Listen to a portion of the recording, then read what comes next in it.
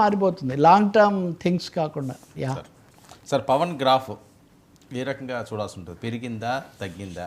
ఆయనకు ఒక అద్భుతమైన అవకాశాన్ని అయితే ఆంధ్రప్రదేశ్ ప్రజలు ఇచ్చారు. 10 సంవత్సరాల ఆయన పడిన తపన, ఆయన పడిన కష్టానికి తిరుగులేని మెజారిటీ, 100% స్ట్రైక్ రేట్. కానీ ఈ సంవత్సరంలో ఆయన ఏం మెరుగులు దిద్దుకున్నారు?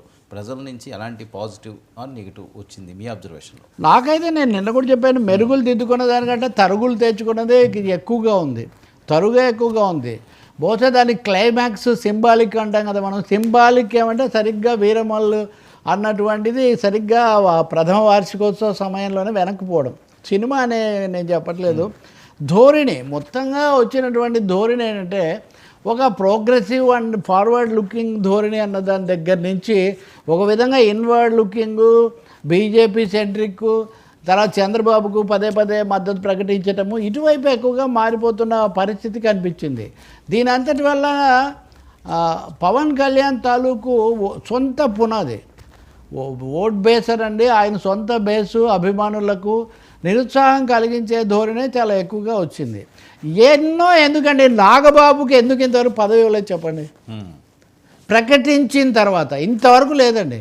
రాష్ట్ర చరిత్రలో ఒక ముఖ్యమంత్రి అసలు ఒక ముఖ్యమంత్రి పలానా ఆయనకు పదవి ఇస్తాను క్యాబినెట్లోకి తీసుకోవడానికి నిర్ణయం జరిగింది అని ముందుగా చెప్పడమే ఎప్పుడు జరగలేదు.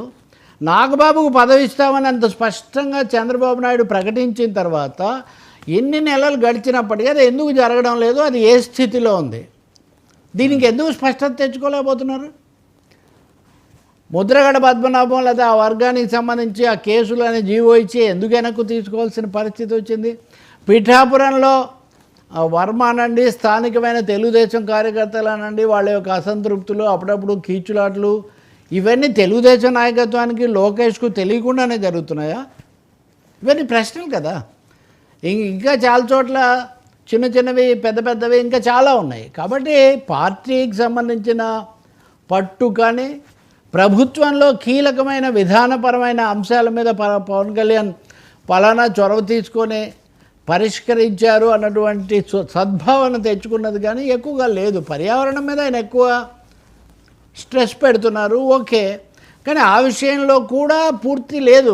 ఉదాహరణకు పని దినాల బకాయిలు కూడా ఇంకా అట్లాగే ఉన్నాయి.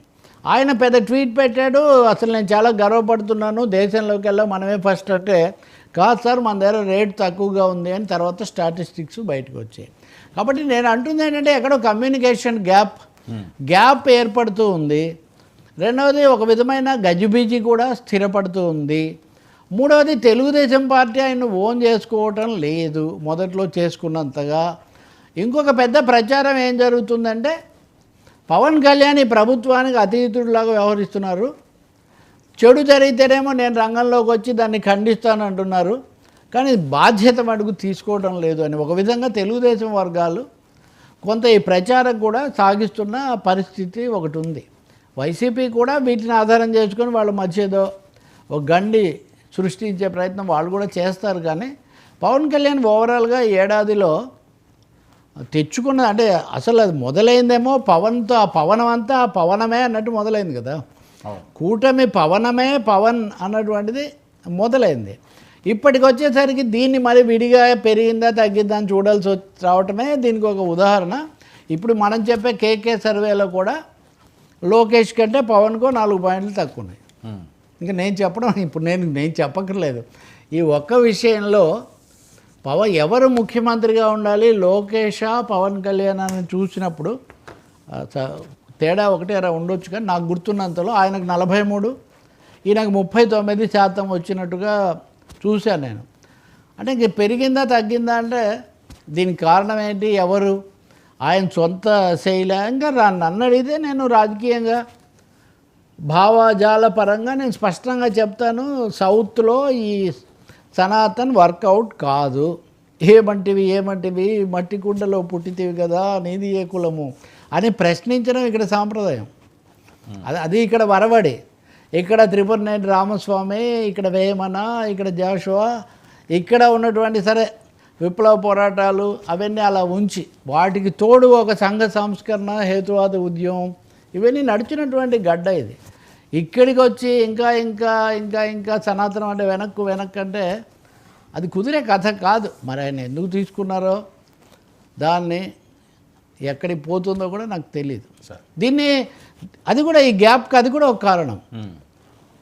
అంటే విస్తారమైన జన సైనికులు పవన్ అభిమానులు ఆయన్ను స్వీకరించినట్టుగా ఆయన స్వీకరించిన ఈ సనాతనాన్ని స్వీకరించలేకపోతున్నారు.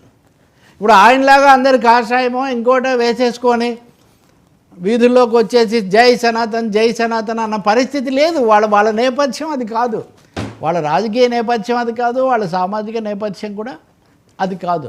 సార్ కాబట్టి ఖచ్చితంగా ఆయన గ్రాఫ్ తనుగా ఒకటి ఇంకా ప్రజా సమస్యల మీద వీటి మీద దృష్టి పెట్టుంటే చాలా చాలా బాగుండేది. కాలుష్యం సమస్య వచ్చిందనుకోండి, కర్నూలుకి వెళ్ళి ఆయన అప్పుడు ఇంకా ఉద్యమం రాష్ట్ర విభజన కూడా పూర్తి కాలేదు, టీజీ వెంకటేష్ మీద విమర్శలు చేశారండి కాలుష్యానికి సంబంధించి. ఇప్పుడు సరిగ్గా అక్కడే సర్వే జరుగుతుంటే దాడి కూడా జరిగింది కార్యకర్తల మీద. ఇప్పుడు పవన్ ఏం మాట్లాడటం లేదు.